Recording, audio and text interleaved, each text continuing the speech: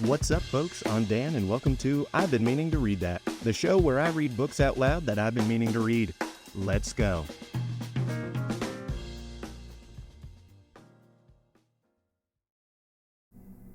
Guys, I have a funny story for you. So, in 2020, around May or so, it was still the middle of the pandemic, and my friends and I decided to go backpacking, and we had a great time running around in the woods, hiking up over mountains and stuff, and just getting in some good quality guide time, getting into each other's lives, being real, and it was awesome. Now, when you're out backpacking, one of the main things that you realize is that you have no service on your phone at all, of course, and that's sort of the point. Now, after the trip was over and we were done driving through West Virginia back towards our hometown, we started to get back into service range, and it was a little chaotic. I don't know if you remember what happened in May of 2020, but George Floyd was murdered by the police in Milwaukee, and there were riots in cities all over the country, and it was pretty nuts for a little while. And we had missed all of that. So when I got back into service range and I started getting text messages from my wife, who's very politically involved, and I started seeing all sorts of emails about the unrest and news updates and tweets, it was nutty. And we heard that there were riots in our hometown, which is a capital city, and we even saw National Guardsmen in armored vehicles in a convoy coming back down the highway towards our hometown. It was insane. I won't tell you about the rest of that summer or my activities, but I am proud of them, and I think I did some good activism. Anyways, that was 4 years ago. Now, I haven't been backpacking since, just life stuff and job stuff getting in the way. But this past weekend, I went backpacking again, as I told you, and as you may recall, this past weekend was pretty eventful too. Trump got shot in the ear, and then he declared who his next VP candidate would be, and also Biden got COVID. Like, it's insane. So here is my promise to you guys. I'm never going to go backpacking again because crazy stuff just seems to happen. All right, let's get into the Count of Monte Cristo. Chapter 63, The Dinner. It was evident that one sentiment affected all the guests on entering the dining room. Each one asked what strange influence had brought them to this house, and yet astonished, even uneasy though they were, they still felt that they would not like to be absent. The recent events, the solitary and eccentric position of the Count, his enormous, nay, almost incredible fortune, should have made men cautious, and have altogether prevented ladies visiting a house where there was no one of their own sex to receive them. And yet, curiosity had been enough to lead them to overleap the bounds of prudence and decorum. And all present, even including Cavalcanti and his son, notwithstanding the stiffness of the one and the carelessness of the other, were thoughtful on finding themselves assembled at the house of this incomprehensible man. Madame Danglars had started when Villefort, on the Count's invitation, offered his arm, and Villefort felt that his glance was an uneasy one beneath his gold spectacles, when he felt the arm of the Baroness press upon his own. None of this had escaped the Count, and even by this mere contact of individuals, the scene had already acquired considerable interest for an observer. Monsieur de Villefort had on the right hand Madame Danglars, on his left Morrel. The Count was seated between Madame de Villefort and Danglars. The other seats were filled by Debray, who was placed between the two Cavalcanti, and by Chateau Renaud, seated between Madame de Villefort and Morrel. The repast was magnificent. Monte Cristo had endeavored completely to overturn the Parisian ideas and to feed the curiosity as much as the appetite of his guests. It was an oriental feast that he offered to them, but of such a kind as the Arabian fairies might be supposed to prepare. Every delicious fruit that the 4 quarters of the globe could provide was heaped in vases from China and jars from Japan. Rare birds retaining their most brilliant plumage, enormous fish spread upon massive silver dishes, together with every wine produced in the archipelago, Asia Minor, or the Cape, sparkling in bottles whose grotesque shape seemed to give an additional flavor to the draught. All these, like one of the displays with which Apicius of old gratified his guests, passed in review before the eyes of the astonished Parisians, who understood that it was possible to expend 1,000 louis upon a dinner for 10 persons, but only on the condition of eating pearls, like Cleopatra, or drinking refined gold, like Lorenzo de' Medici. Monte Cristo noticed the general astonishment, and began laughing and joking about it. "Gentlemen," he said, "you will admit that, when arrived at a certain degree of fortune, the superfluities of life are all that can be desired, and the ladies will allow that, after having risen to a certain eminence of position, the ideal alone can be more exalted. Now, to follow out this reasoning, what is the marvelous? That which we do not understand. What is it that we really desire? That which we cannot obtain. Now, to see things that I cannot understand, to procure impossibilities, these are the study of my life. I gratify my wishes by 2 means, my will and my money. I take as much interest in the pursuit of some whim as you do, Monsieur Danglars, in promoting a new railway line, you, Monsieur de Villefort, in condemning a culprit to death, you, Monsieur de Bray, in pacifying a kingdom, you, Monsieur de Chateau Renaud, in pleasing a woman, and you, Morel, in breaking a horse that no one can ride. For example, you see these 2 fish? One brought from 50 leagues beyond St. Petersburg, the other 5 leagues from Naples. Is it not amusing to see them both on the same table?" "What are the 2 fish?" asked Danglars. "Monsieur Chateau Renaud, who has lived in Russia, will tell you the name of one, and Major Cavalcanti, who is an Italian, will tell you the name of the other." "This one, I think, is a sterlet," said Chateau Renaud. "And that one, if I mistake not, a lamprey." "Just so. Now, Monsieur Danglars, ask these gentlemen where they were caught." "Sterlets," said Chateau Renaud, "are only found in the Volga." "And," said Cavalcanti, "I know that Lake Fusaro alone supplies a lampreys of that size." "Exactly. One comes from the Volga, the other from Lake Fusaro." "Impossible!" cried all the guests simultaneously. "Well, this is just what amuses me," said Monte Cristo. "I'm like Nero, Cupitor impossibilium, and that is what is amusing you at this moment. This fish, which seems so exquisite to you, is very likely no better than perch or salmon, but it seemed impossible to procure it, and here it is." "But how could you have brought these fish to France?" "Oh, nothing more easy. Each fish was brought over in a cask, one filled with river herbs and weeds, the other with rushes and lake plants. They were placed in a wagon built on purpose, and thus the sterlet lived 12 days, the lamprey 8, and both were alive when my cook seized them, killing one with milk and the other with wine. You do not believe me, Monsieur Danglars?" "I cannot help doubting," answered Danglars with his stupid smile. "Baptistine," said the count, "have the other fish brought in, the sterlet and the lamprey which came in the other casks, and which are yet alive." Danglars opened his bewildered eyes. The company clapped their hands. 4 servants carried in 2 casks covered with aquatic plants, and in each of these was breathing a fish similar to those on the table. "But why have 2 of each sort?" asked Danglars. "Merely because one might have died," carelessly answered Monte Cristo. "You are certainly an extraordinary man," said Danglars, "and philosophers may well say it is a fine thing to be rich." "And to have ideas," added Madame Danglars. "Ah, do not give me credit for this, madame. It was done by the Romans, who much esteemed them, and Pliny relates that they sent slaves from Ostia to Rome, who carried on their heads fish which he called the mulus, and which, from the description, must probably be the goldfish. It was also considered a luxury to have them alive, it being an amusing sight to see them die, for, when dying, they change color 3 or 4 times, and like the rainbow, when it disappears, pass through all their prismatic shades, after which they were sent to the kitchen. Their agony formed part of their merit. If they were not seen alive, they were despised when dead." "Yes," said Debray, "but then Ostia is only a few leagues from Rome." "True," said Monte Cristo, "but what could be the use of living 1800 years after Lucullus if we can do no better than he could?" The 2 Cavalcanti opened their enormous eyes, but had the good sense not to say anything. "All this is very extraordinary," said Chateau Renaud.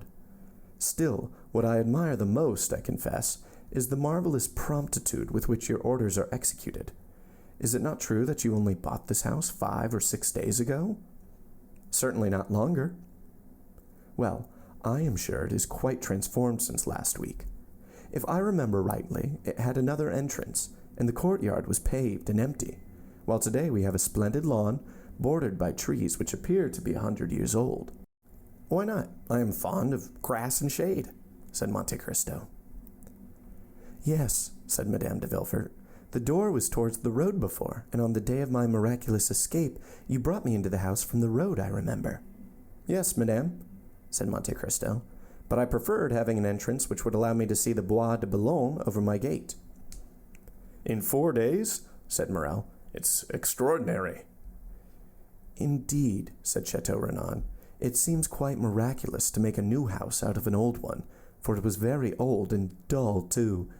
I recollect coming for my mother to look at it when Monsieur de Saint Méran advertised it for sale 2 or 3 years ago."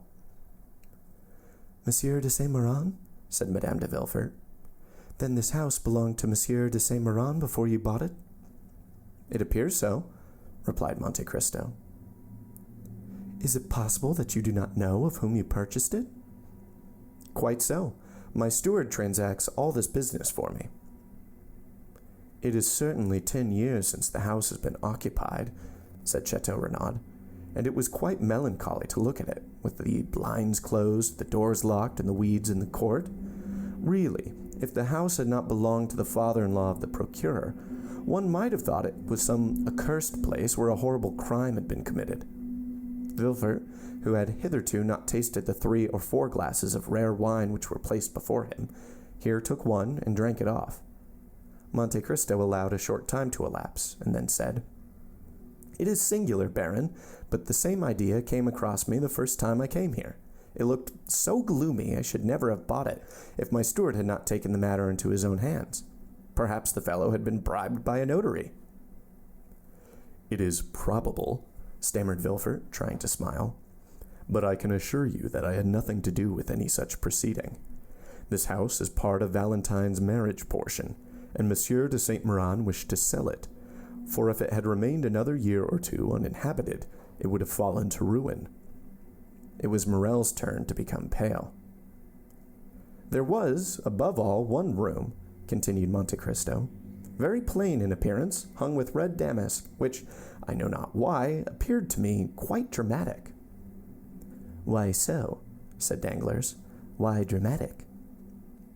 "Can we account for instinct?" said Monte Cristo. "Are there not some places where we seem to breathe sadness?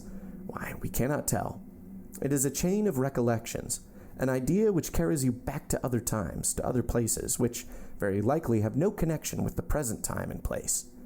And there is something in this room which reminds me forcibly of the chamber of the Marquis de Ganges or Desdemona. Stay, since we have finished dinner, I will show it to you, and then we will take coffee in the garden. After dinner, the play." Monte Cristo looked inquiringly at his guests. Madame de Villefort rose, Monte Cristo did the same, and the rest followed their example. Villefort and Madame Danglars remained for a moment, as if rooted to their seats.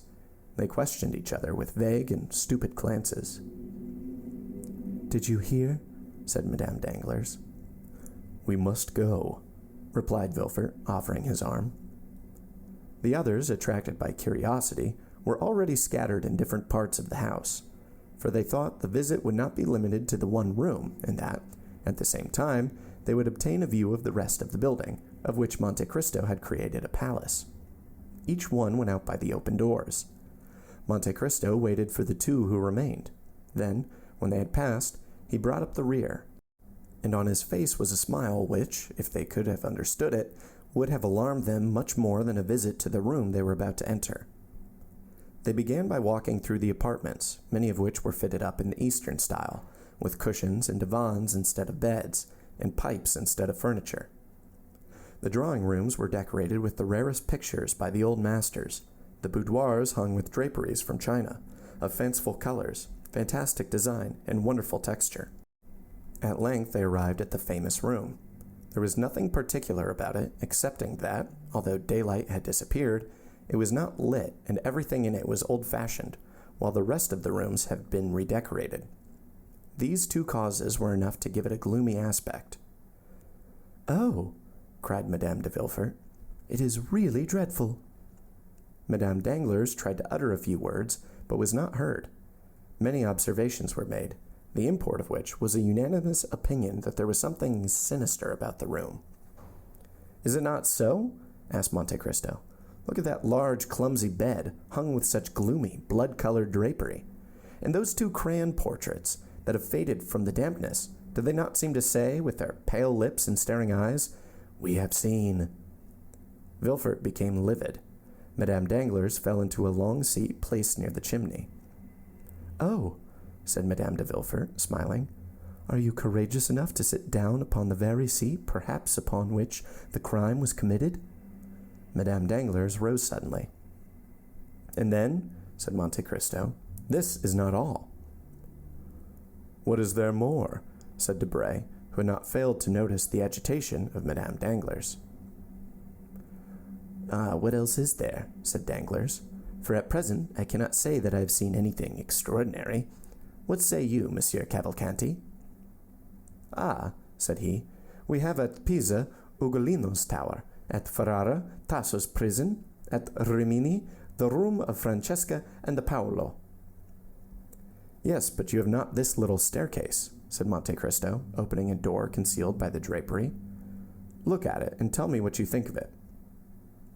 "What a wicked-looking, crooked staircase," said Chateau Renaud with a smile. "I do not know whether the wine of Chios produces melancholy, but certainly everything appears to me very black in this house," said Debray. Ever since Valentine's dowry had been mentioned, Morrel had been silent and sad. "Can you imagine," said Monte Cristo, "some Othello or Abbé de Ganges, one stormy, dark night, descending these stairs step by step, carrying a load which he wishes to hide from the sight of man, if not from God?" Madame Danglars half fainted on the arm of Villefort, who was obliged to support himself against the wall. "Ah, madame," cried Debray, "what is the matter with you? How pale you look!" "It is very evident what is the matter with her," said Madame de Villefort. "Monsieur de Monte Cristo is relating horrible stories to us, doubtless intending to frighten us to death." "Yes," said Villefort. "Really, Count, you frighten the ladies." "What is the matter?" asked Debray in a whisper of Madame Danglars. "Nothing," she replied with a violent effort. "I want air, that's all." "Will you come into the garden?" said Debray, advancing towards the back staircase. "No, no," she answered. "I would rather remain here." "Are you really frightened, madame?" said Monte Cristo. "Oh, no, sir," said Madame Danglars. "But you suppose scenes in a manner which gives them the appearance of reality." "Ah, yes," said Monte Cristo, smiling. "It is all a matter of imagination. Why should we not imagine this the apartment of an honest mother, and this bed with red hangings a bed visited by the goddess Lucina?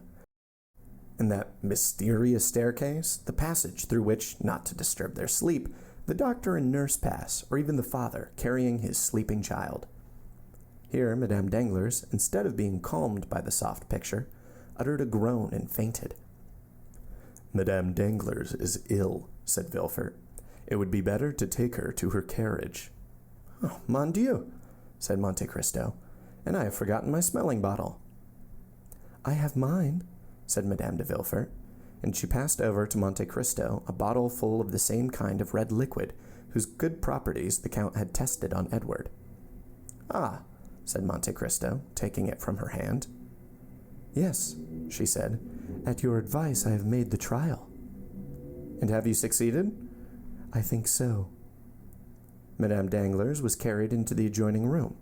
Monte Cristo dropped a very small portion of the red liquid upon her lips. She returned to consciousness. "Oh," she cried, "what a frightful dream!" Villefort pressed her hand to let her know it was not a dream. They looked for Monsieur Danglars, but as he was not especially interested in poetical ideas, he had gone into the garden and was talking with Major Cavalcanti on the projected railway from Livorno to Florence. Monte Cristo seemed in despair. He took the arm of Madame Danglars and conducted her into the garden, where they found Danglars taking coffee between the Cavalcanti. "Really, madame," he said, "did I alarm you much?" "Oh, no, sir," she answered, "but you know, things impress us differently according to the mood of our minds." Villefort forced a laugh. "And then, you know," he said, "an idea, a supposition, is sufficient." "Well," said Monte Cristo, "you may believe me if you like, but it is my opinion that a crime has been committed in this house." "Take care," said Madame de Villefort. "The king's attorney is here." "Ah," replied Monte Cristo, "since that is the case, I will take advantage of his presence to make my declaration." "Your declaration?" said Villefort. "Yes, before witnesses." "Oh, this is very interesting," said Debray. "If there really has been a crime, we will investigate it." "There has been a crime," said Monte Cristo. "Come this way, gentlemen. Come, Monsieur Villefort, for a declaration to be available should be made before the competent authorities." He then took Villefort's arm, and at the same time, holding that of Madame Danglars under his own, he dragged the procureur to the plantain tree where the shade was thickest. All the other guests followed. "Stay," said Monte Cristo, "here, in this very spot," and he stamped upon the ground.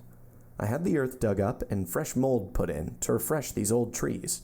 Well, my man digging found a box, or rather the ironwork of a box, in the midst of which was the skeleton of a newly born infant." Monte Cristo felt the arm of Madame Danglars stiffen, while that of Villefort trembled. "A newly born infant," repeated Debray. "This affair becomes serious." "Well," said Chateau Renaud, "I was not wrong just now, then, when I said that houses had souls and faces like men, and that their exteriors carried the impress of their characters. This house was gloomy because it was remorseful. It was remorseful because it concealed a crime." "Who said it was a crime?" asked Villefort with a last effort. "How? Is it not a crime to bury a living child in a garden?" cried Monte Cristo.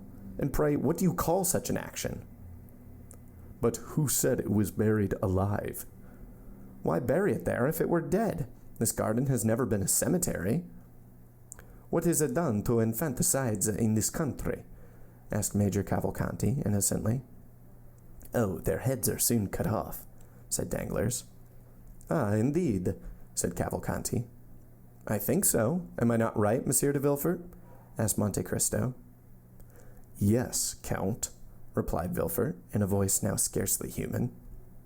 Monte Cristo, seeing that the two persons for whom he had prepared this scene could scarcely endure it, and not wishing to carry it too far, said, "Come, gentlemen, some coffee. We seem to have forgotten it." And he conducted the guests back to the table on the lawn.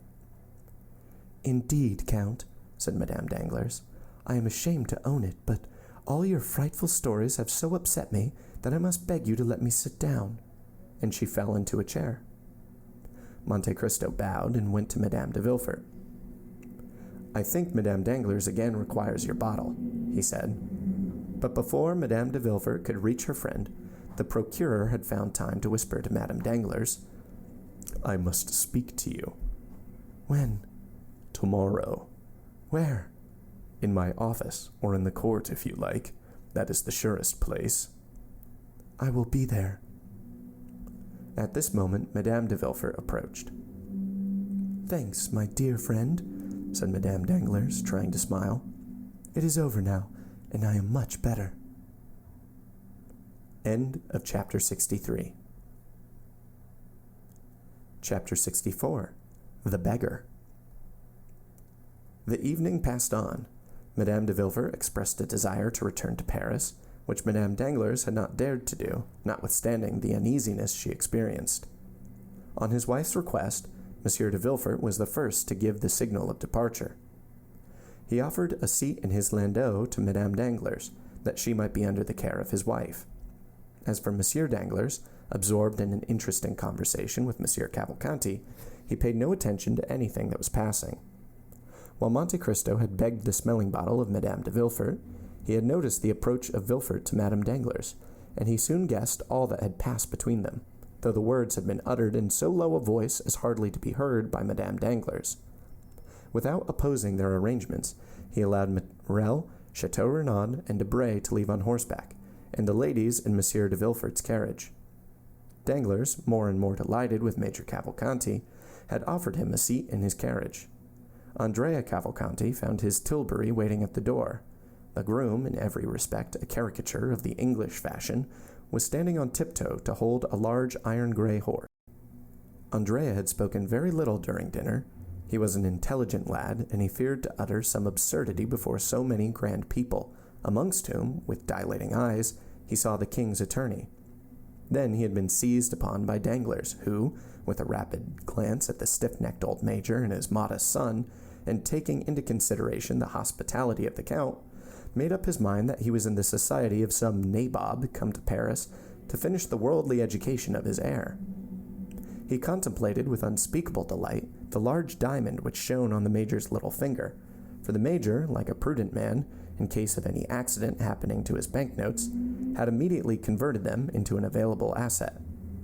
Then, after dinner, on the pretext of business, he questioned the father and son upon their mode of living, and the father and son, previously informed that it was through Danglars the one was to receive his 48,000 francs, and the other 50,000 livres annually, were so full of affability that they would have shaken hands even with the banker's servants, so much did their gratitude need an object to expend itself upon. One thing above all the rest heightened the respect, nay, almost the veneration, of Danglars for Cavalcanti.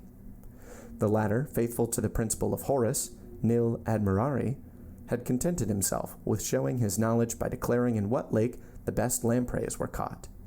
Then he had eaten some without saying a word more.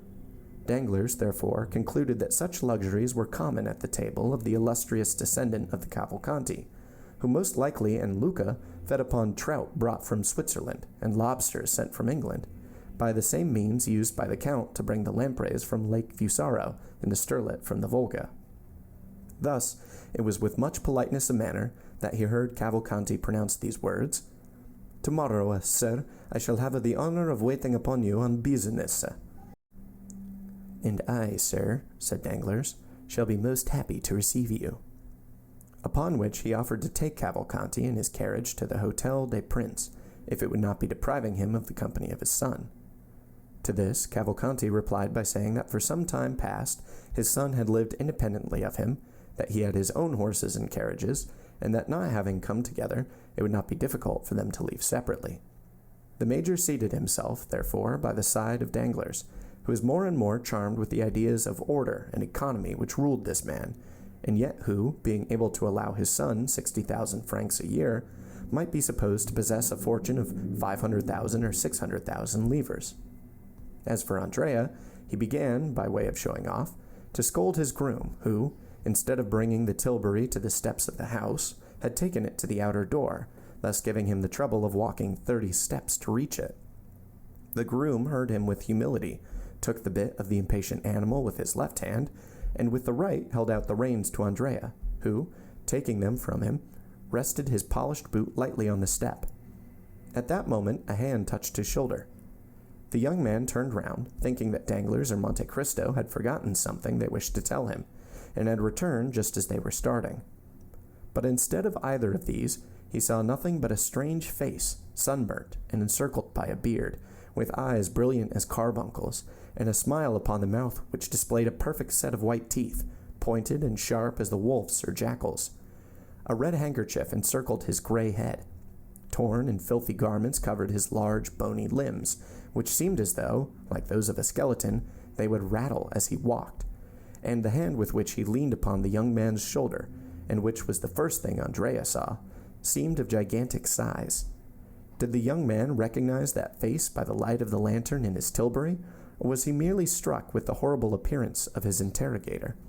We cannot say, but only relate the fact that he shuddered and stepped back suddenly. "What do you want of me?" he asked. Pardon me, my friend, if I disturb you, said the man with the red handkerchief, but I want to speak of you. You have no right to beg at night, said the groom, endeavoring to rid his master of the troublesome intruder. I am not begging, my fine fellow, said the unknown to the servant, with so ironical an expression of the eye and so frightful a smile that he withdrew. I only wish to say 2 or 3 words to your master, who gave me a commission to execute about a fortnight ago. Come, said Andrea, with sufficient nerve for his servant not to perceive his agitation. What do you want? Speak quickly, friend. The man said, in a low voice, I wish you to spare me the walk back to Paris. I am very tired, and as I have not eaten so good a dinner as you, I can scarcely stand. The young man shuddered at this strange familiarity. Tell me, he said. Tell me what you want. Well, then, I want you to take me up in your fine carriage and carry me back. Andrea turned pale and said nothing. Yes, said the young man, thrusting his hands into his pockets and looking impudently at the youth. I have taken the whim into my head. Do you understand, Master Benedetto? At this name, no doubt, the young man reflected a little, for he went towards his groom, saying, This man is right. I did indeed charge him with a commission, the result of which he must tell me. Walk to the barrier, there, take a cab, that you may not be too late. The surprised groom retired. Let me at least reach a shady spot, said Andrea. Oh, as for that, I'll take you to a splendid place, said the man with the handkerchief, and taking the horse's bit, he led the tilbury where it was certainly impossible for anyone to witness the honor that Andrea conferred upon him. Don't think I want the glory of riding in your fine carriage, said he. Oh no, it's only because I'm tired, and also because I have a little business to talk over with you. Come, step in, said Andrea. It was a pity this scene had not occurred in daylight, for it was curious to see this rascal throwing himself heavily down on the cushion beside the young and elegant driver of the tilbury. Andrea drove past the last house in the village without saying a word to his companion, who smiled complacently, as though well pleased to find himself traveling in so comfortable a vehicle. Once out of Autiel, Andrea looked round in order to assure himself that he could neither be seen nor heard, and then, stopping the horse and crossing his arms before the man, he asked, Now, tell me why you come to disturb my tranquillity. Let me ask why you have deceived me. How have I deceived you? How, do you ask? When we parted at the Pont de Var, you told me you were going to travel through Piedmont and Tuscany, but instead of that, you come to Paris. How does that annoy you? It does not. On the contrary, I think it will answer my purpose. So, said Andrea, you are speculating upon me? What fine words he uses. I warn you, Master Cararossa, that you are mistaken. Well, don't be angry, my boy. You know well enough what it is to be unfortunate, and misfortunes make us jealous. I thought you were earning a living in Tuscany or Piedmont by acting as a Ficino or Cicerone, and I pitied you sincerely as I would a child of my own. You know I always did call you my child. Come, what then? Patience. I am a patient, but go on. All at once I see you pass through the barrier with a groom, a tilbury, and fine new clothes. You must have discovered a mine or else become a stockbroker. So that, as you confess, you are jealous? No, I am pleased. So pleased that I wish to congratulate you. But as I am not quite properly dressed, I chose my opportunity that I might not compromise you. Yes, and the fine opportunity you have chosen, exclaimed Andrea. You speak to me before my servant. How can I help that, my boy? I speak to you when I can catch you. You have a quick horse, a light tilbury. You are naturally as slippery as an eel. If I had missed you tonight, I might not have had another chance. You see, I do not conceal myself. You're lucky. I wish I could say as much, for I do conceal myself. And then I was afraid you would not recognize me. But you did, added Cataros with his unpleasant smile. It was very polite of you. Come, said Andrea. What do you want? You do not speak affectionately to me, Benedetto, my old friend. That is not right. Take care, or I may become troublesome." This menace smothered the young man's passion. He urged the horse again into a trot. "You should not speak so to an old friend like me, cara Rosa, as you said just now. You are a native of Marseilles. I am—" "Do you know then now what you are?" "No, but I was brought up in Corsica. You are old and obstinate. I am young and willful. Between people like us, threats are out of place. Everything should be amicably arranged. Is it my fault if a fortune which has frowned on you has been kind to me?" "Fortune has been kind to you, then? Your tilbury, your groom, your clothes are not then hired? Good, so much the better," said Caderousse, his eyes sparkling with avarice. "Oh, you know that well enough before speaking to me," said Andrea, becoming more and more excited. "If I had been wearing a handkerchief like yours on my head, rags on my back, and worn-out shoes on my feet, you would not have known me." "You wrong me, my boy. Now I have found you, nothing prevents my being as well dressed as anyone, knowing as I do the goodness of your heart. If you have 2 coats, you will give me one of them. I used to divide my soup and beans with you when you were hungry." "True," said Andrea. "What an appetite you used to have. Is it as good now?" "Oh, yes," replied Andrea, laughing. "How did you come to be dining with that prince whose house you have just left?" "He is not a prince, simply a count." "A count? And a rich one, too, huh?" "Yes, but you had better not have anything to say to him, for he is not a very good-tempered gentleman." "Oh, be easy. I have no design upon your count, and you shall have him all to yourself. But," said Caderousse, again smiling with the disagreeable expression he had before assumed, "you must pay for it. You understand?" "Well, what do you want?" "I think that with 100 francs a month—" "Well?" "I could live—" "Upon 100 francs?" "Come, you understand me. But that with—" "With?" "With 150 francs I should be quite happy." "Here are 200, said Andrea, and he placed 10 gold louis in the hands of Caderousse. "Good," said Caderousse. "Apply to the steward on the first day of every month, and you will receive the same sum." "There, now, again you degrade me." "How so?" "By making me apply to the servants when I want to transact business with you alone." "Well, be it so, then. Take it from me, then, and so long at least as I receive my income, you shall be paid yours." "Come, come. I always said you were a fine fellow, and it is a blessing when good fortune happens to such as you. But tell me all about it." "Why do you wish to know?" asked Cavalcanti. "What? Do you again defy me?" "No. The fact is, I have found my father." "What? A real father?" "Yes, so long as he pays me." "You'll honor him and believe him? That's right. What's his name?" "Major Cavalcanti." "Is he pleased with you?" "So far, I have appeared to answer his purpose." "And who found this father for you?" "The Count of Monte Cristo."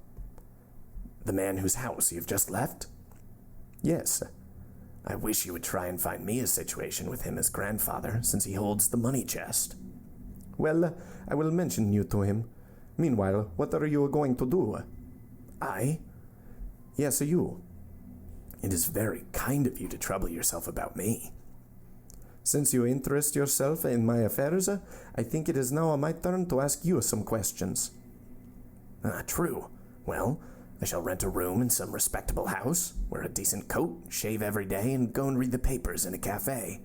Then in the evening I shall go to the theater. I shall look like some retired baker. That is what I want." "Come, if you will only put this scheme into execution and be steady, nothing could be better." "Do you think so, Monsieur Bousset? And you, what will you become? A peer of France?" "Ah," said Andrea, "who knows?" "Major Cavalcanti is already one, perhaps, but then hereditary rank is abolished." "No politics, Caderousse. And now that you have all you want, and that we understand each other, jump down from the tilbury and disappear." "Not at all, my good friend." "How? Not at all?" "Why, just think for a moment. With this red handkerchief on my head, with scarcely any shoes, no papers, and 10 gold Napoleons in my pocket, without reckoning what was there before, making in all about 200 francs, why, I should certainly be arrested at the barriers. Then, to justify myself, I should say that you gave me the money.